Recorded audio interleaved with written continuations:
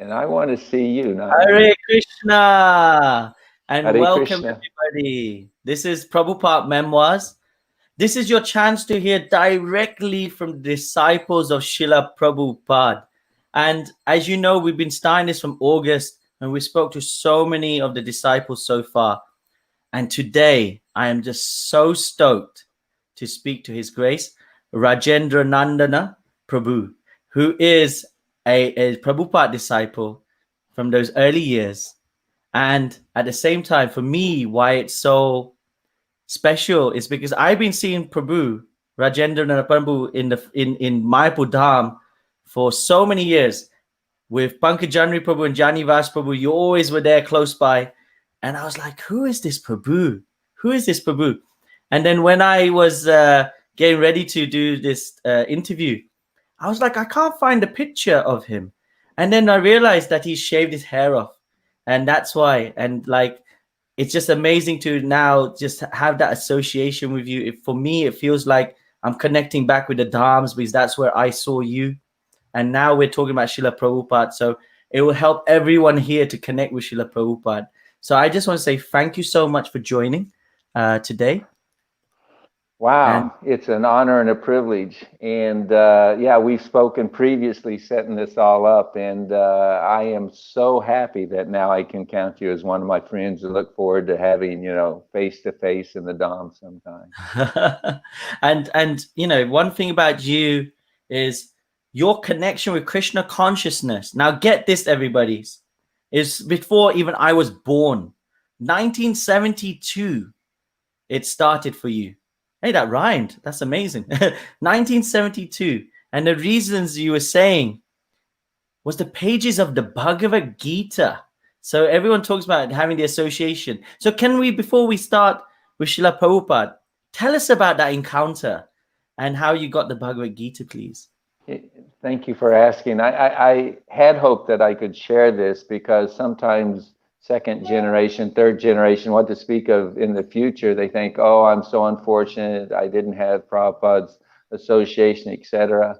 I think in London or in England, what is that term? Bullocks? Yeah. Baloney, I might say in America, baloney. Because I first met Srila Prabhupada in the pages of Bhagavad Gita as it is. For me, the way the Lord arranged it was very significant. I was thinking about becoming a vegetarian. We went to a friend's house who lived in the country on a farm, and they were vegetarians, and it was Thanksgiving, so it was my first vegetarian Thanksgiving feast in a farm. And for a hippie, this is all like, yeah, this is really spiritual. This is where it's at. And then sitting on the table in their living room was this book, and I picked it up and looked at it, and I opened it up, and immediately I was just captured. There were things being said by Krishna that, like, whoa. And I said, wow, can I read this? And so instead of visiting with my friends for that day, I spent the whole day reading Bhagavad Gita. And that's where I got to meet my spiritual master. Immediately, he got his transcendental hand on the back of my neck and says, I'm pulling you out of this world. And so I just wanted to share that with you, that as Srila Prabhupada said about his own spiritual master, I met him a handful of times, but he never was without his association. And so for all of you, Srila Prabhupada is present in his books, and he's just wanting to enter into your heart and have a one-on-one relationship with you. He wants to give us all the mercy of Krishna. Wow. And you were only 18 when you received the Bhagavad Gita. For me, I know now we have this university sessions, KC SOC, we call it, Krishna Conscious Society. At the age of 21 or 18, 19, people go to there, and then hopefully they start to understand Krishna consciousness, and then they get the Bhagavad Gita at some point. But for you, you were fast-tracked. You were just straight Bhagavad Gita, here you go. And I just find that just so amazing. Well, just to put it in proper perspective, it took me reading the Bhagavad Gita 3 times before I finally realized, hey, I don't have to smoke marijuana and get high before I can enter into the mystery of Bhagavad Gita.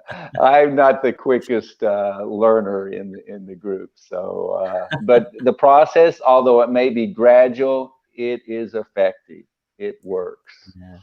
No, thank you. And then, now coming on to, I think it was 1973, you joined the ashram. So 72, you received the book. And 73, you joined the ashram. Well, Is that correct? if I can say, so yeah, after that we went out and we did some traveling. Went to the West Coast. I was in Oklahoma, middle of the states. And when we came back, the very first thing when we came back, a devotee caught me in a bank parking lot and gave me the Krishna trilogy books. At that time, they were 3 paper books. And I spent the next 2 months of the summer reading Krishna books. And that was it. That's what really did it. Then we were motivated to go drive down to Dallas, a few hundred miles to see the temple there, and just kind of, put our toes in the water. And we bought some more books, got some japa beads, got the Hare Krishna cookbook. And once you start cooking and offering your food stuff to Krishna and chanting Hare Krishna, then it's a done deal. But then we moved into the temple, yes, in 1973. Wow. And on this temple, there's the really nice, and I want everybody to see this. There's this nice little video, and I want to share, if I may, that I found, Prabhu. And I'm just going to just bring that up for everybody, because this video, just watch it, everybody. And then I want you to just tell me if you recognize where Prabhu was in this video. Okay? So please get ready. Here it comes.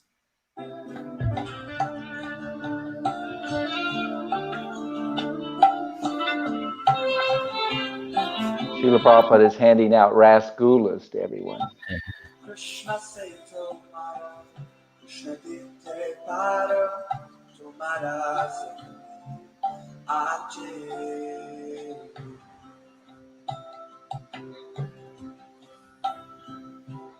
Krishna say tomorrow, Krishna dite paro, tomorrow Shakti HG. Oh. If you blinked, you missed me. So I'm gonna show that in a sec.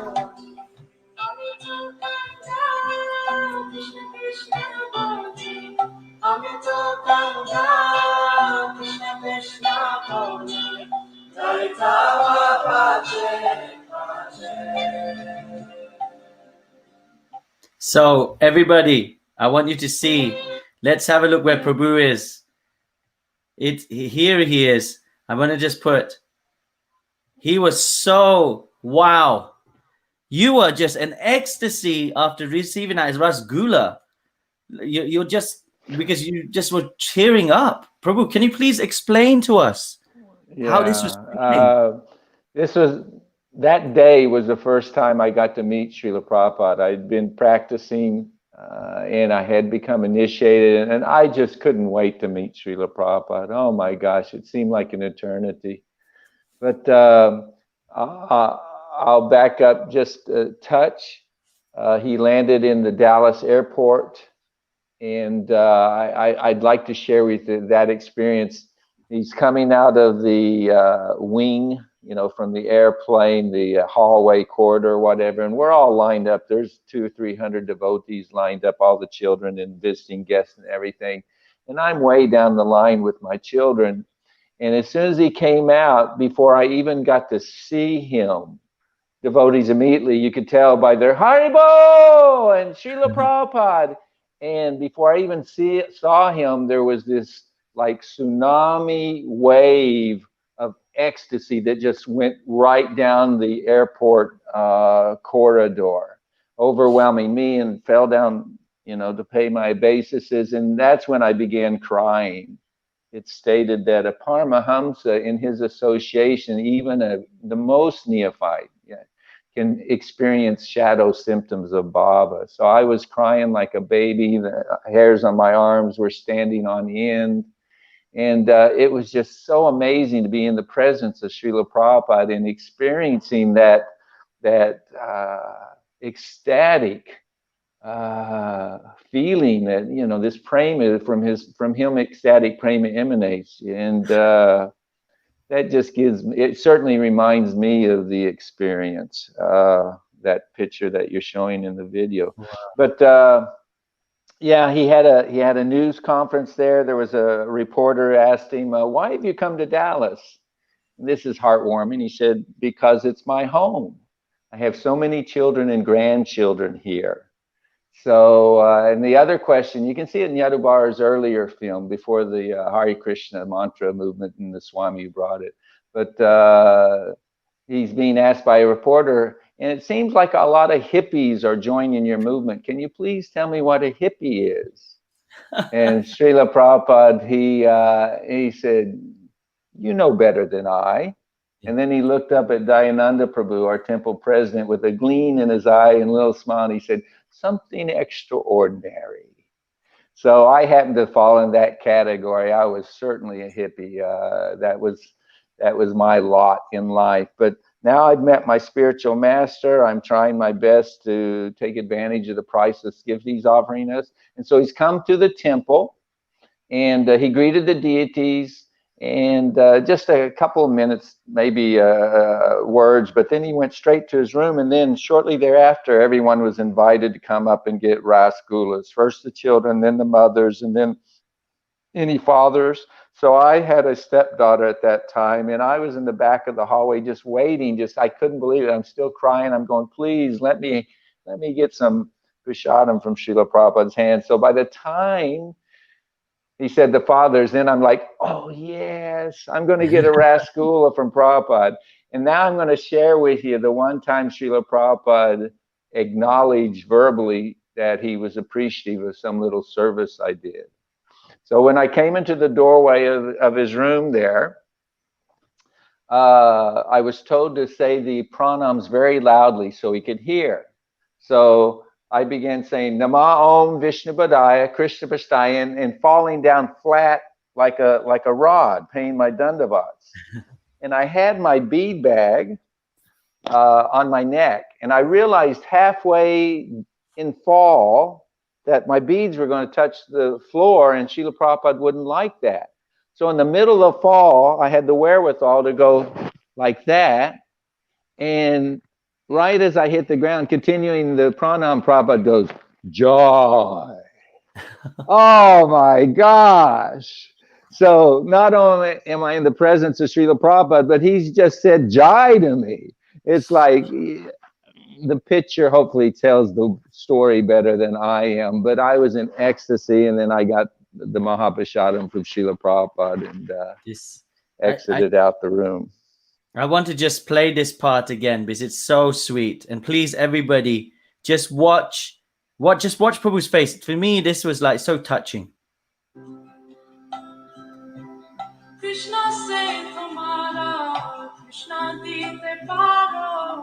Here he comes. There he is. Oh, there he is. That's so like everyone's like, wow, what that must have been amazing. Like everyone's just in awe with that point. So, Prabhu, I want to just come on to the point now that, you know, that was so touching. You just now had that rasgulla of Srila Prabhupada. You got that association of Srila Prabhupada. You got the sweetness of Srila Prabhupada. Oh my goodness. How did it feel? You've just taken, you know, you paid obeisances. You've just gone out of that room. You've devoured. I don't mean to be redundant, but I truly was in ecstasy. It was all about my love and my gratitude. This is the person. I mean, you know, I would have probably been arrested and gone to prison with the activities I was engaged in if Prabhupada hadn't come into my life. and I hadn't found Krishna consciousness by his mercy. So, I mean, my gratitude, immediately, first thing in devotional service, your miseries are immediately, destroyed. So I was so happy in the Radhakala Chanji's temple there, the Gurukula in Dallas. And I was just so grateful. I mean, I held the Rasgula in my hands for I don't know how long, because it was a quandary. It's like, wow, I don't want this moment to end, but at the same time, the juice is going down my hand, and I'm thinking, oh, okay, I got to eat it, so I'll plop it in, and yeah, it was wonderful. I mean, Srila Prabhupada, he loves us so much. I mean, that's all he lived for, was to serve his spiritual master and Krishna by bringing more of us back into the family of devotional service. So the gratitude was just overwhelming. I couldn't contain myself. Wow. You can see it with the disciples so far, especially Prabhupada disciples that I've talked to and interviewed. This love and bond for Srila Prabhupada is just still so strong. And they talk about the Vapu and the Vani. They talk about the body, serving the master and then serving his instructions. And you can see this love that all of you have for Srila Prabhupada. And I think it's so infectious that it helps us as well. Because after we see that, because we've not met Srila Prabhupada. Well, I haven't met Srila Prabhupada. I just know through his books. Meeting disciples like yourselves and feeling that love has helped actually propel. And I'm sure a lot of people on the chat will be also thinking this as well. So thank you on that. And it's just something. If the disciples of Srila Prabhupada aren't transparent mediums for any and all that we meet, how wonderful the relationship with Srila Prabhupada is, then we could hardly be called a disciple. To be honest with you, it's like, my godbrothers, I'm seeing Srila Prabhupada in them all the time. Their devotion. It's what you're telling me about, about godbrothers. So it's the same for us also. I mean, that's what ISKCON's about, is that we're meant to shore each other up and support each other and inspire each other in, developing this loving reciprocation with the devotees of Krishna and the spiritual masters. No. And I want to just now bring on, there's a very nice picture I saw of you actually with Srila Prabhupada. And I think this is happening because you got initiated when in 74, if I'm correct. 74, yeah. I think actually we need to hear a bit about that initiation day, a bit about you. Okay, well, they took their time in giving me initiation because I was spaced out. My hair was halfway down my back, and for 2 or 3 years, I was intoxicated at first thing in the morning on, the evening. It's like getting high on marijuana. I mean, I was spaced out. So they weren't quite sure, but slowly but surely, I became purified. The mode of ignorance, the fog dissipated. And I had the service with my wife of being ashram teachers. And they gave us the youngest children to take care of, basically 4 and 5 years old. And thank goodness she was there to help, because, what does a 19-year-old, space cadet know about taking care of children? I mean, but we made a good team, and we took care of the children nicely. And so I did get recommended, and Srila Prabhupada wasn't there. I mean, my GBC was there. He officiated on the first initiation, second initiation. He chanted on my beads. That's the way it works in ISKCON. You have to delegate. We should have a support system. So he was there, and I'm very grateful. His name was Jagadish Prabhu. And so just to become initiated, oh man, then it's formal, it's official. I'm Srila Prabhupada's disciple. To see that letter that he sent us, and now, Bhakta Raymond is now, I give him the name Rajendranandana Das. And this is something, I know you'll smile about it, but it's kind of cool that I'm the only one who has that name. There's a lot of Rajendranandanas with a V. There's some Rajendranandanas with a B, but R long A, Rajendranandana, which I didn't know for the longest time. Atmatattva told me this. It's a name for the son of Nanda Maharaj. He said Nanda Maharaj, although he's a Vaishya, he was actually very powerful. He quoted some Purana that he had to strength like 10,000 elephants or something. I don't know, but anyway, Rajendranandana. When I got to hear that, because I always thought maybe it was Rajendra, King Indra, his son Arjuna, but I accepted Atmatattva because he really knows his stuff. So son of Nanda Maharaj, the servant of. So I'm so happy with my name. Everybody chops it down. You were talking about Janani Vas and Pankajangri. I don't care what they call me, just to have their company. But Braj, Raj, whatever, but most people it's Rajendra, or my closest friend's Raj, which probably matches my false ego best. But anyway, I'm so grateful to have a name and to be given the opportunity to try and serve Srila Prabhupada. That's amazing. I'm going to probably come on to later on about Pankajani Prabhu, Jani Vas Prabhu, because I've seen, you with them, and there's maybe a few pastimes I'm sure everybody would love to hear. So I just want to now, you talked about your, the teaching aspect, and I've got a lovely picture here for everybody. Really cute. I really like this photo. Really cute. You can see Srila Prabhupada in the middle. He's there, and then you got all the children lined up, all the sides. You see the little girls in the yellow and brown skirts? Yes. And the little boys to Srila Prabhupada's right. Nobody's wearing shirts. It's summertime, and back then we didn't wear kurtas. We just dhotis so often in the summer heat of zoom in on Dallas. him. Zooming in. So that's our ashram. That's me behind the tall devotee. That's our temple president in white with just the there. kurta. Is that you? That's me. And then the other teacher right there, the lady with the green bush behind it, Lokahita is her name. This was my first wife of 10 years. She unfortunately left Krishna conscious, but she gets the credit of helping do the lion's share, taking care of these wonderful children. You see Srila Prabhupada looking at the little girls, and Prabhupada loved the children. I mean, a Paramahamsa loves all living entities, but it was just so clear how important he considered taking care of the children of the devotees. These were the future, of our movement, and he really appreciated anyone who contributed to give them the taste for Krishna consciousness and help them, become steady or attached to devotional service. Wow. And this picture was taken 75, if I'm correct. Yeah, he'd just come back from a morning walk, and they did a group photo, and I'm so glad it's taken.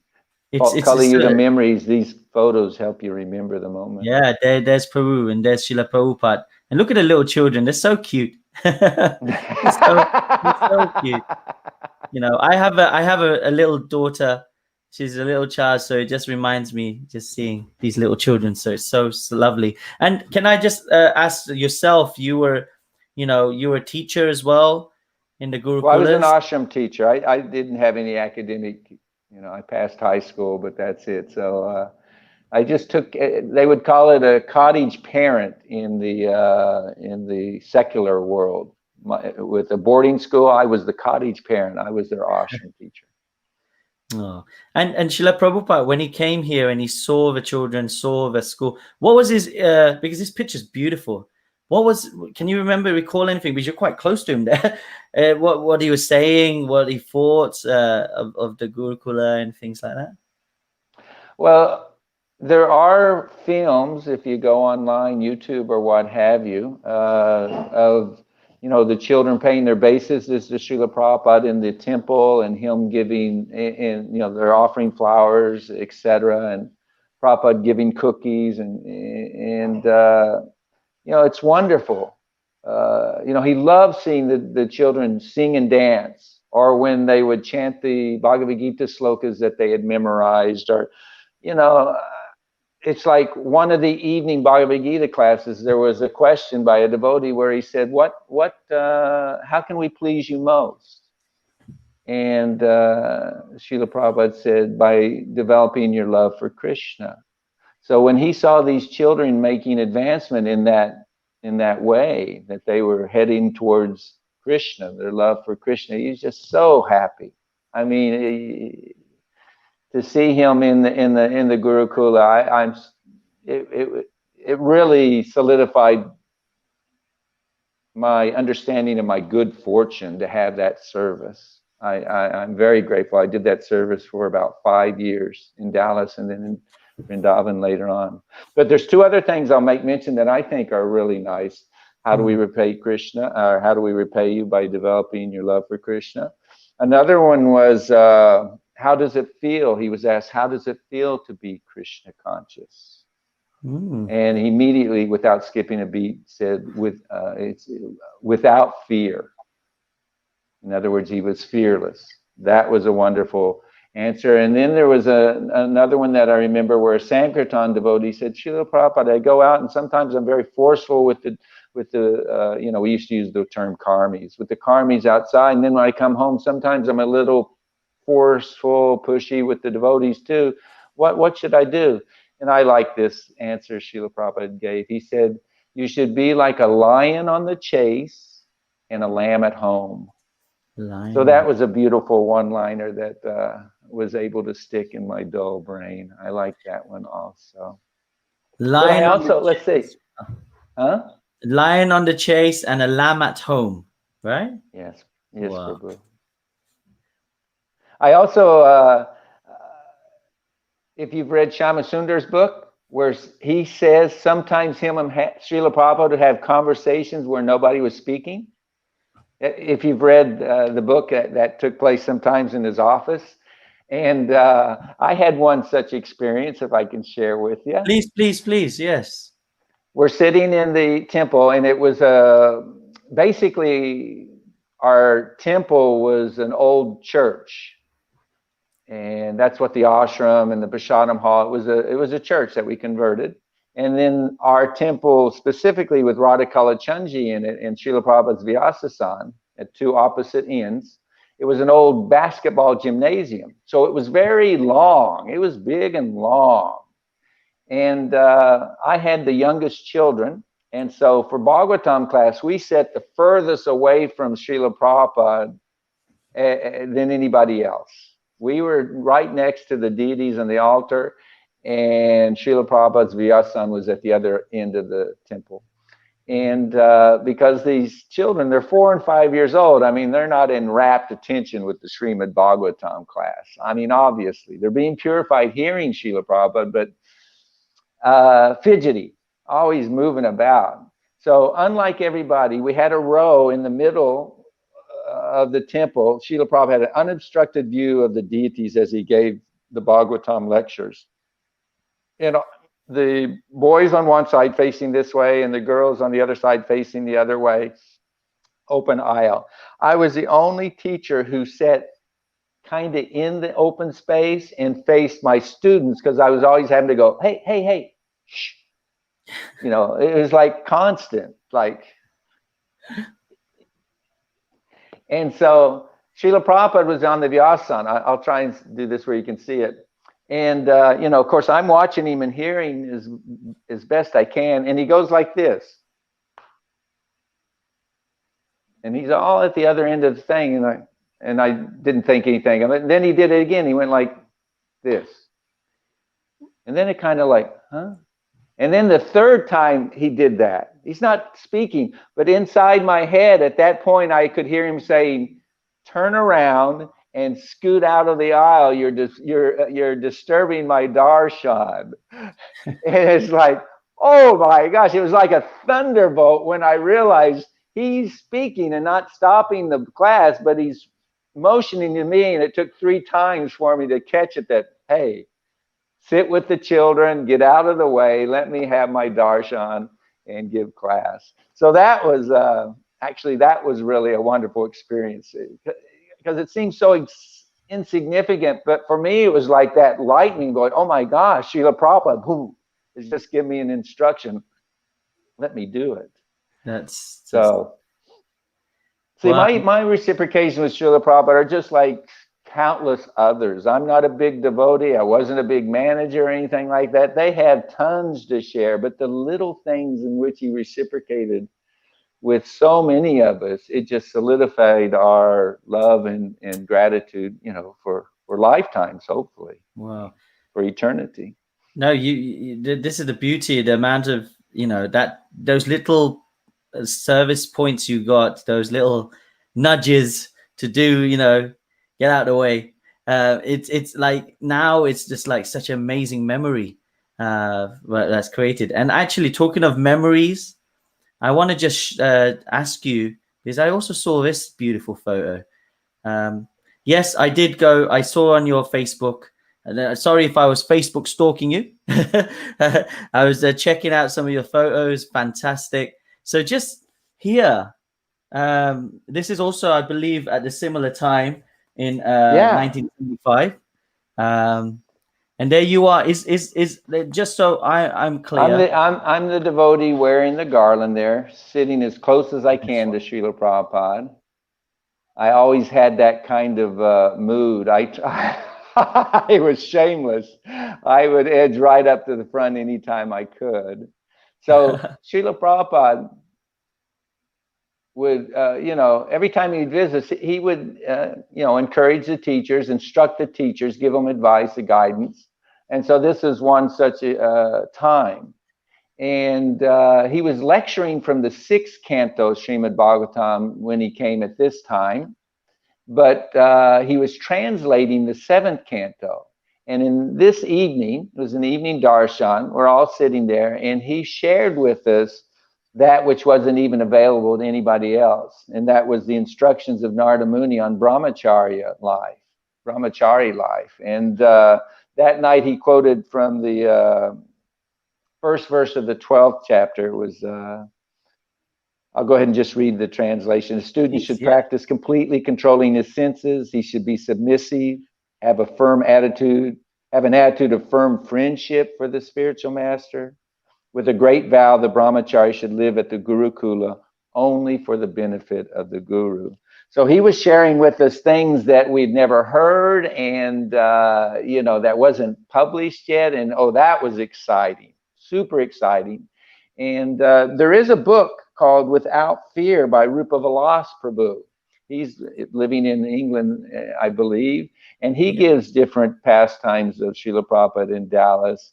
And he gives, you know, he take your time and read the chapter, a lot more time than we have, the chapters. But Srila Prabhupada was basically trying to help us find the balance between strictness and love. Because you have to be strict, you have to discipline, but at the same time, how do you inspire the children to take to Krishna consciousness? And Srila Prabhupada was telling us it's by love. So there was a thing, I with hands folded, I never hit a child by Krishna's grace, but you can't say that about every teacher. I mean, children can push your buttons, and you know, we were young, et cetera, et cetera.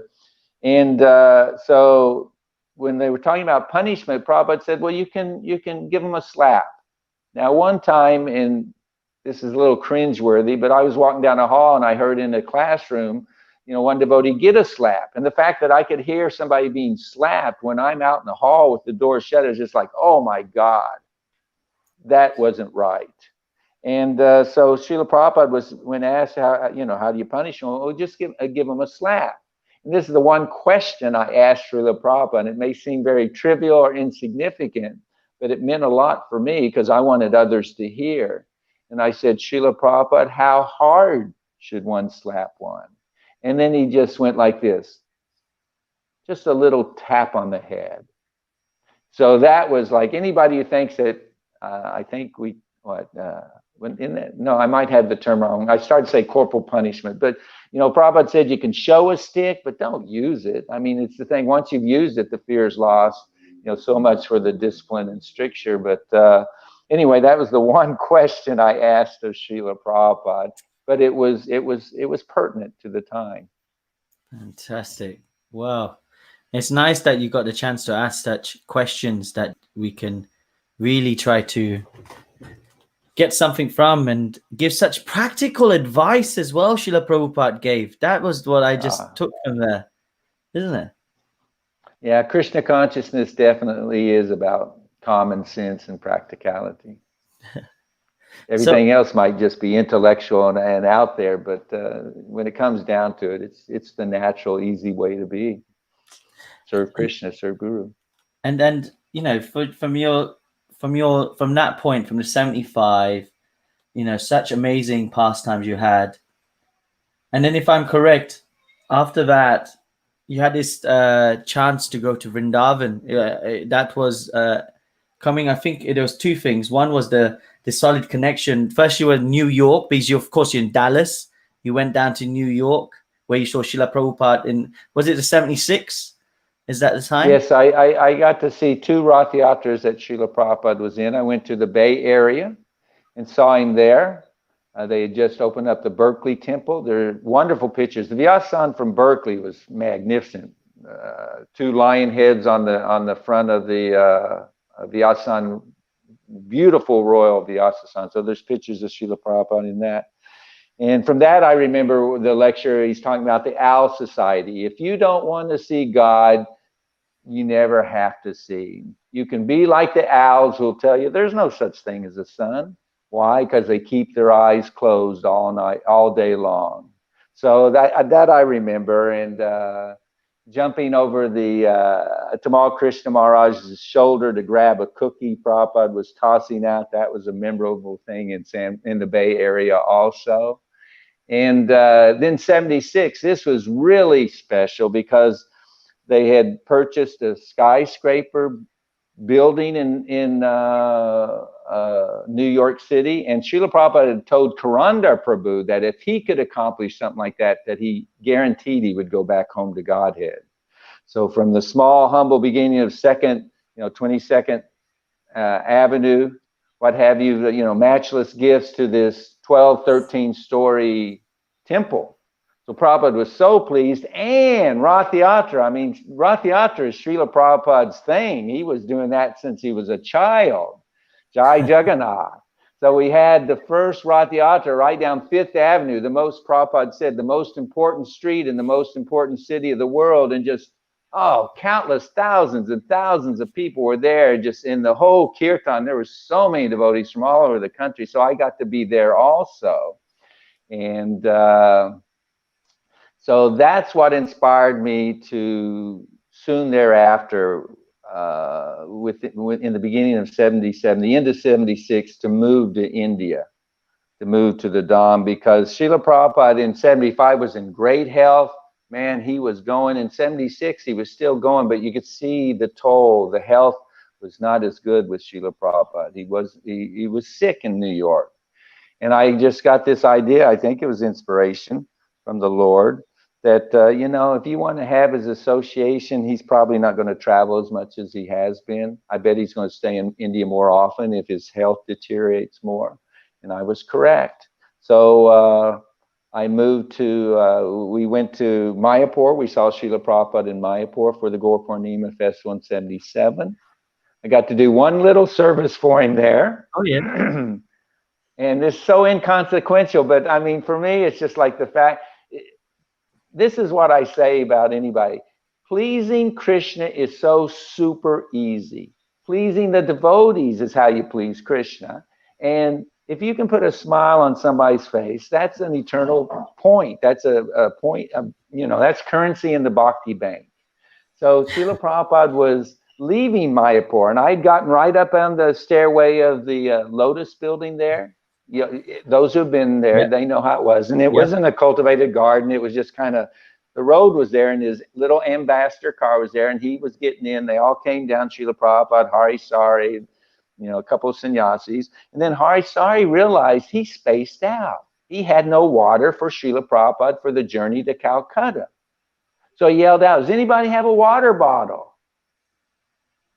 by Krishna's grace, I had a water bottle, and yeah, I have one, and she, ran down there and gave it to Hari Sari, and sure enough, I asked him, yeah, Srila Prabhupada. He was so glad that he had water to offer him. So anyway, that was a little Wow. thing, and he was speaking from seventh canto, Prahlad Maharaj's prayers. That was really special, but he was missing classes there. He wasn't so well. And then if you fast forward, I moved to Vrindavan because that's where the Gurukula had really located. So I continued, took up my services again as an ashram teacher.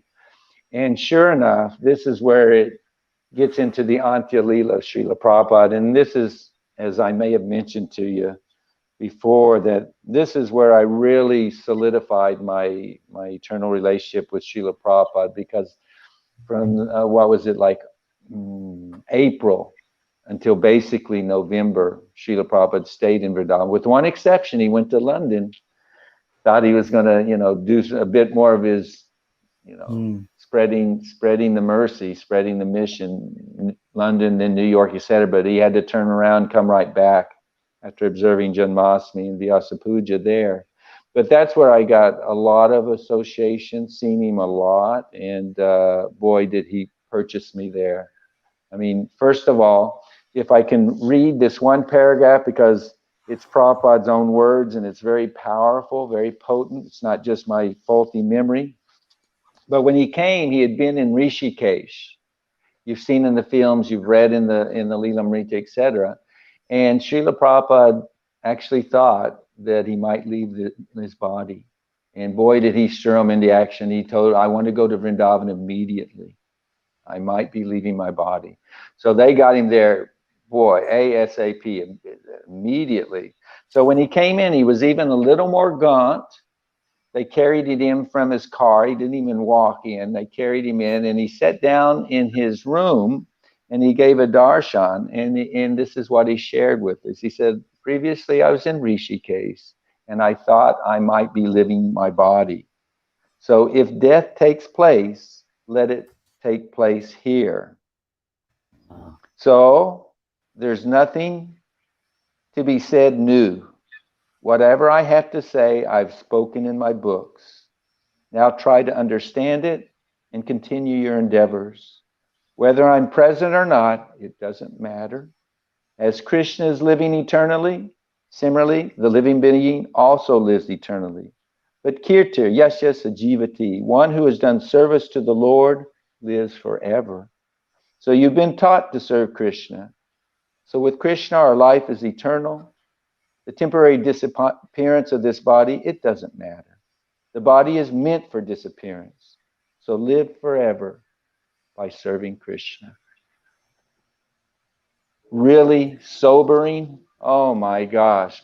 Our spiritual master, you could never, I mean, now we've seen, my godbrothers, sisters, it's like, who isn't passing away? Even before COVID or anything was on the scene, somebody was, going back to Godhead regularly, so not surprising, as Srila Prabhupada says, but the concept that Srila Prabhupada would leave us, it was inconceivable, incomprehensible.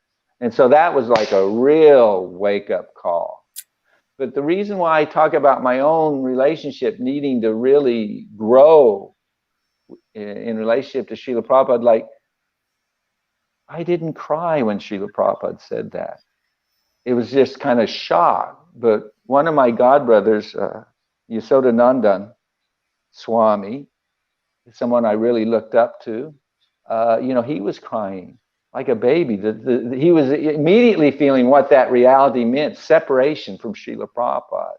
And I got to see, wow, I need that. I need that kind of connection with Srila Prabhupada. So over the course of the next few months, that's what took place by his mercy.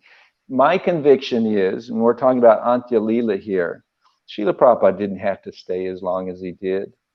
I mean, this is a little known fact, but Yadubara has confirmed it with me. Before he made Hare Krishna, the movie, the latest one, he put out that movie where, Prabhupada's Antya Leela was there. There was no sound, there weren't words, basically. It was black and white. And You know, it showed Srila Prabhupada looking like one of the 6 Goswamis, Raghunath Das Goswami, who didn't eat, you know, little butter milk or something, you know, every day or every other day, something like that. Srila Prabhupada's emaciated form manifests like that. You stop eating, you become skin and bones. And so many devotees, it was just too heartbreaking to see. But I was of the conviction, wait a second, we have paintings of Lord Chaitanya carrying Haridas Thakur at the very end. I mean, oh my gosh, even as that's the point in Krishna consciousness. Although it may tear your heart into 1,000 pieces, that's what love means. In Krishna consciousness, the gift of Lord Chaitanya is he came to taste and share Vipralambha. That, you know, that's the dance of love. To heighten the union, that has to be there. It's not something you look forward to. It's not something we tell somebody when they first join Krishna consciousness. By the way, you're going to have your heart broken. You're going to fall in love with the spiritual master and devotees, but that's the nature of this world. We will be separated on the bodily platform. Spiritually, that's a whole different ballgame. There is no such thing as separation in reality. But anyway, Srila Prabhupada stayed with us for months, just so, like I sometimes would say, Radhanath Swami appreciated this one time on a Vyasa Puja ceremony. I said, Jesus Christ died for our sins.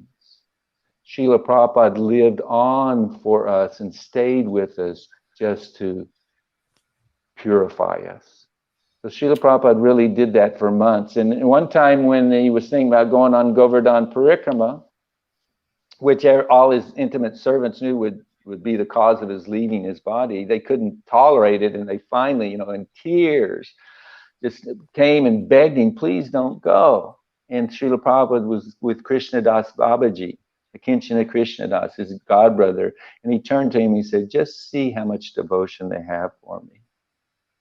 And he said, of course I won't go. And they said, oh, Jai, you know, Srila Prabhupada, sometimes you put us in such anxiety. And Srila Prabhupada said, that's my duty. So that his whole last number of months was just to give us the opportunity to serve him longer, to serve him more. I got to chant for Srila Prabhupada during Bhagavatam class. He wouldn't go give classes. That he has his garden there behind his house. Yep. And I got the service of chanting for him one-on-one. Little tiny kartals, and it wasn't like I was super qualified or anything. Here was all I had to know to get that service. You know, the announcement was made, does anybody want to chant for Srila Prabhupada? It won't be every day, but sometimes he'll come down and he'll sit in his garden and you can chant for him. I said, yeah. So Akshayananda Swami, the temple president, grilled me. He said, well, what's the morning tune? So I said, you know, Hare Krishna, Krishna. And then he said, what's the second part, the up part? So then I chanted that. If I had known the second part, I wouldn't have gotten the service. But just because I knew how to sing the morning tune, then they gave me those little kartos. You can see them in the films. They're like the size of $50 in America. And just first time I started singing, I was so excited. I was clanging, you know, and Prabhupada put his hand, settle down. It's okay, just softly chant. And he was sitting in his garden and, you know, just meditating on Krishna, absorbed in his samadhi. One morning he chanted his Gayatri while he was in there. Oh my gosh. There's a picture on what used to be the Perfection of Yoga, the old books, where Srila Prabhupada was chanting his Gayatri. And I got to be in his presence with, boy, could you really feel the presence of his spiritual master, Lord Chaitanya, and Radha and Krishna when he chanted his Gayatri. Wow. Transcendental. So what else can I share with you? You want to hear a time that I got the look where I was burnt to ashes from Srila Prabhupada? Please, I said I got one jai. Now this is the other end. Okay, like I'm going to say no. Srila Prabhupada he would be carried on a palanquin. And I don't know why, but they just had one stick on each side of the palanquin with his rocking chair. And instead of 2 sticks on either side, 4 people carrying Srila Prabhupada in the palanquin would have been so much easier. I carried it once or twice, and it was bone crushing. Oh my gosh. But they would take him to the temple from his house, put him in the temple. You'd have darshan of their lordships. And then the Gurukula boys would sing and dance. Someone would lead kirtan and they would dance, and Srila Prabhupada would be so pleased seeing the young boys dancing for him and for the Lord. And so when fall was coming around, it started getting cool. And he wore a chadar into the temple, but then they took it off, folded it up, and put it on his lap. And, this is really stupid of me. But when they were bringing him out to take him back to his house, it's not even that long of space, but it was cool outside. I thought, oh, Srila Prabhupada, you're going to be cold.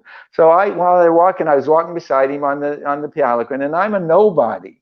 It's like, and I had the bright idea that I would take his chadar from his lap and then just very quickly throw it on his shoulders. It would have taken a moment. But as soon as I touched his chadar on his lap, he looked at me like, and those looks, it was like Muchakunda, wow, fire out of the eyes. And I just like, ooh, and, fell back, immediately paid my obeisance. I'm so sorry, Srila Prabhupada, that was way too forward. It wasn't proper. I'm so very sorry. But I got both spectrums. Even though it was just a jai, I got a compliment, which just expanded my heart. And then I got to feel like a complete idiot in front of my spiritual master, which is actually the proper consciousness to be in when you're around your spiritual master. So you had the jai and you also had the look. So you had all the aspects of how it's. I'll tell you how heavy it is. Jananivas told me one time Srila Prabhupada chastising, and he felt like jumping off the top of the Lotus building. He wasn't exaggerating. That's the kind of thought, oh my God, I've just displeased my spiritual master. But that's simply a symptom of love. I mean, he's given us eternal service, and how can we ever repay that? In whatever feeble ways we try, when we blow it, it's like, oh, Krishna, Prabhupada, please continue to forgive me. Don't kick me away. Well, it's amazing how many years you have been, here with us and giving us the association of talking about Srila Prabhupada. So Prabhupada definitely has, you can see, you have that connection. He has a connection with you. And Prabhu, I want to just bring on the point we said about, you just mentioned about Janivas Prabhu and Pankajani Prabhu. And when I've been seeing you, I've seen you with them and and that's what I've remember. So can we have, since we've only got now, it's coming up to the hour soon, and I was just wondering, time. Tell me how many minutes. Tell me how many minutes. This is how then I know how to respond. We have 7.5 minutes left. Okay. So please give us some pastimes all of us could hear. Just as well. I'm going to give you one I consider really special, and this is to give encouragement to anybody who didn't meet Srila Prabhupada. All you Prabhus, this is a really special pastime for me. Prabhupada has left the planet. It's been many years. And my Siksha gurus in Mayapur used to be Padmalochan Prabhu, the twins, and Jayapataka Swami. Not necessarily in that order, but... Yeah. In terms of constant association and closeness of friendship, it began with Padmalochan Prabhu. And if you didn't know him, that's a shame, because he was quite the Dhamvasi, very much a Prabhupada man. And he became sick and was going to leave his body. He had this cancer, leukemia or something. They couldn't diagnose it. They didn't really know what it was, but there's no question his chart, they were saying, if you can make it past this time, then you'll be okay. Me and Jananivas Prabhu were trying our best. We're his best friends. And we're trying to convince him to go to the Bhaktivedanta Hospital in Mumbai. And, I know he probably came this close, because Jananivas, and I was a very good friend also. It's just like, and one time, right after, I was trying to twist his arm because we wanted him to become healthy, figured out, get healthy.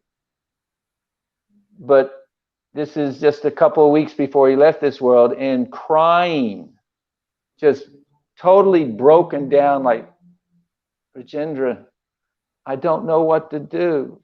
I don't know what to do.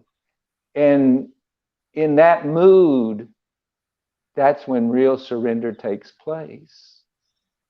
And so he decided to stay in the Dham. He was stubborn, and thank God he was, because the time came and went saying he was going to survive it.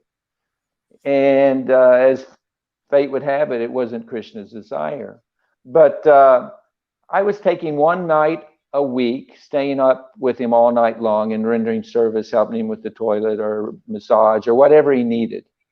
Mostly just chanting japa with him. But at 3 o'clock one morning, I was really tired, and I said, hey, I'm going to go take an early shower.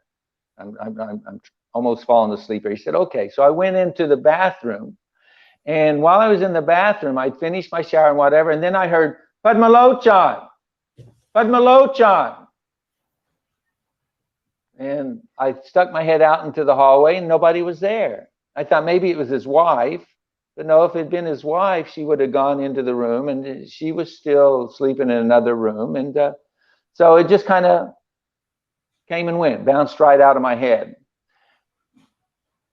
That night, when Jananivas came to visit him, he visited every evening. Padmalochan told him that Srila Prabhupada called out to me early this morning to let me know everything was okay. And Jananivas told me that the next morning. So 24 hours has elapsed, and he said, wow, you want to hear something really amazing? Srila Prabhupada called out to Padmalochan, called his name twice to assure him everything's okay. Like, oh man, that's amazing. Wait a minute. I heard him. I heard that.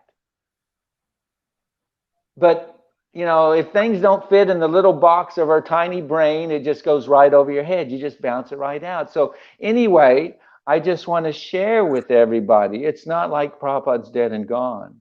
Anytime he wishes to, he can manifest that Vapa form that we all know. He's sitting there in Samadhi in Vrindavan. He's in everybody's heart if you've invited him there. I mean, there is, you know, it's an open invitation. His divine grace means the instructions of Srila Prabhupada.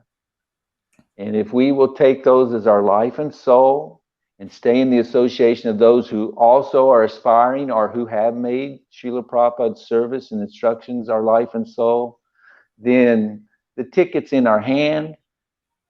It's a done deal. His mercy is oceanic, and if we just do our part of the bargain, the vows we've made to our spiritual master, his servant, then, you know, it's just a matter of time before we get to rejoin the family of ISKCON in the spiritual world. Oh, wow. Thank you so much, Prabhu. That's just, it just helps us all to come closer to Srila Prabhupada, hearing this amazing pastime. And I can see a lot of people have been sending so much here. Carmela Naidu said, thank you so much for sharing these wonderful pastimes. So grateful. She said, wow, we've got also some points here. It says Facebook user. Hare Krishna, thank you for sharing your deep realizations and bond with Srila Prabhupada. Your description of your bodily hair standing up, tears flowing as you experienced Srila Prabhupada's Paramhamsa presence. Amazing. Rasagula Prasadam. Chudamani Dasi. So it's everyone is really feeling it. Meena Kumari said, beautiful stories. Thank you, Prabhu.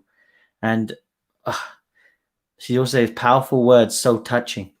So it's really appreciated that you've given that time for so many people, and now this is there to listen to again and again.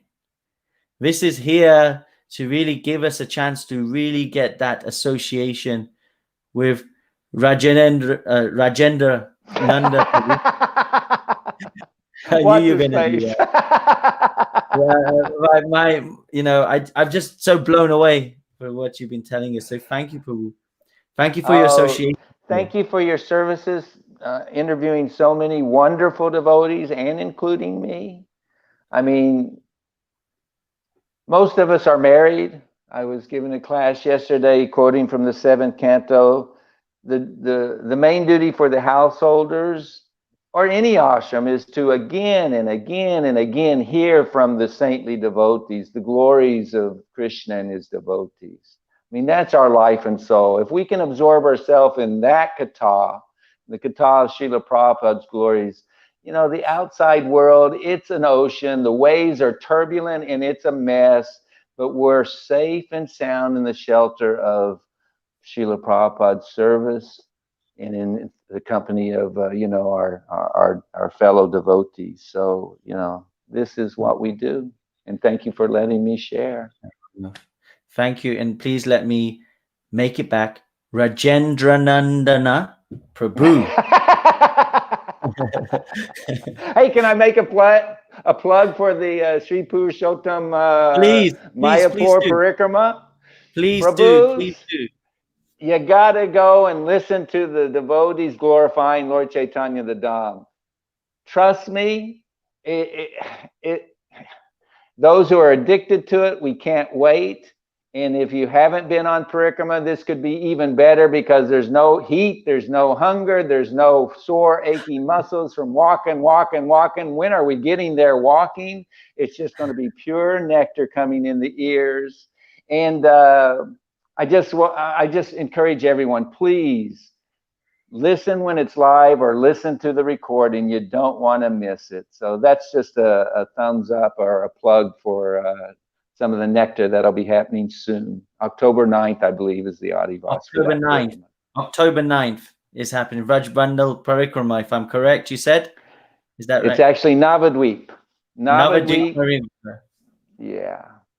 So I hate to go. I think you'll be kicking me out of here. But to all the people listening, my prostrated obeisances, thank you for taking to this Krishna consciousness that Srila Prabhupada is sharing with us, his followers are sharing with us. Thank you for being there for each other, for me. And like I said to Jagannath Kirtananda Prabhu, hopefully sooner than later we can see each other in Mayapur. And don't be shy, come up and tap me on the shoulder and, you know, engage me in some way to try and please you. Thank you so much. And I just want to finish talking of, you talked about Jayapataka Swami Maharaj earlier as well. My hero. Don't get me started.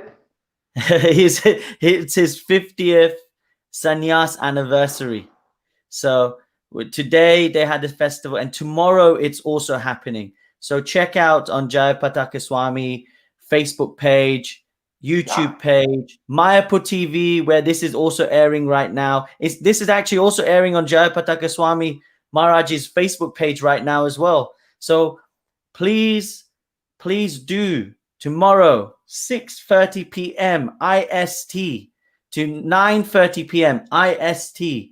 Do not miss this occasion to associate with His Holiness Jayapataka Swami Maharaj and also all the other sannyasis, senior Vaishnavas, and we're going to have some Maharajas from other Gaudiya mutts also glorifying him. Oh, yes. That's wonderful. So I want everybody to join. Like Prabhu is saying, Mayapur Dham is very touching. It's an amazing place. Life-changing. It's our home. So I want everyone to check that out tomorrow. And also make sure you check out Navadip Parikrama. What Prabhu is saying. We must check that out. 9th of October. And I will try and get some information on that from yourself, Prabhu. And then I will send that information out to everybody and remind them next week as well. So thank you so much. Speaking of Jayapataka, may I invoke his blessings? Please.